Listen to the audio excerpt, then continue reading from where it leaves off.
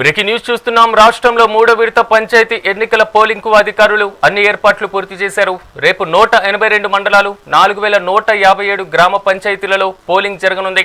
తుది విడతలో 53,06,401 మంది ఓటర్లు తమ ఓటు హక్కును వినియోగించుకోనున్నారు.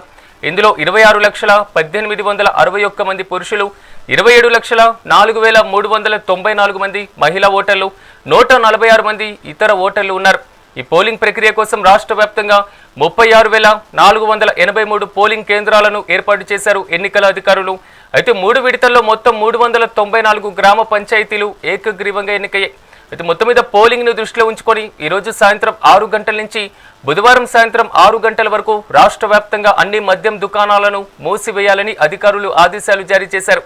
పోలింగ్ ప్రశాంతంగా జరిగేందుకు పటిష్టమైనటువంటి భద్రతను ఏర్పాటు చేస్తున్నారు. అయితే ఇప్పటి వరకు జరిగిన 2 విడతల్లో అధికార కాంగ్రెస్ పార్టీ హవా కొనసాగుతుంది. 2వ స్థానంలో బీఆర్ఎస్ అభ్యర్థులు విజయం సాధిస్తుండగా 3వ స్థానంలో బీజేపీ అభ్యర్థులు గెలుపొందుతున్నారు.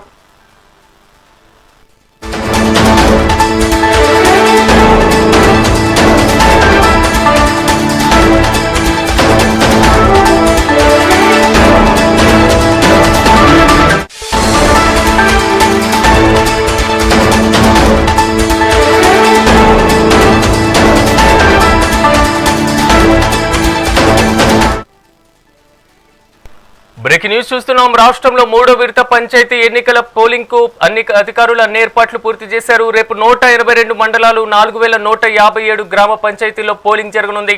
తుది విడతలో 53,06,401 మంది ఓటర్లు తమ ఓటు హక్కును వినియోగించుకోనున్నారు. ఇందులో 26,18,61 మంది పురుష ఓటర్లు, 27,04,394 మంది మహిళా ఓటర్లు, 146 మంది ఇతర ఓటర్లు ఉన్నారు. ఈ పోలింగ్ ప్రక్రియ కోసం రాష్ట్ర వ్యాప్తంగా 36,483 పోలింగ్ కేంద్రాలను ఏర్పాటు చేశారు ఎన్నికల అధికారులు. అయితే మూడు విడతల్లో మొత్తం 394 గ్రామ పంచాయతీలు ఏకగ్రీవమయ్యాయి. ఇక పోలింగ్ ను దృష్టిలో ఉంచుకొని ఈరోజు సాయంత్రం 6 గంటల నుంచి బుధవారం సాయంత్రం 6 గంటల వరకు రాష్ట్ర వ్యాప్తంగా అన్ని మద్యం దుకాణాలను మూసివేయాలని అధికారులు ఆదేశాలు జారీ చేశారు. పోలింగ్ ప్రశాంతంగా జరిగేందుకు పటిష్ట భద్రతను ఏర్పాటు చేస్తున్నారు. అయితే ఇప్పటి వరకు జరిగిన 2 విడతల్లో అధికార కాంగ్రెస్ పార్టీ హవా కొనసాగుతుంది. 2వ స్థానంలో బీఆర్ఎస్ అభ్యర్థులు విజయం సాధిస్తుండగా 3వ స్థానంలో బీజేపీ అభ్యర్థులు గెలుపొందుతున్నారు.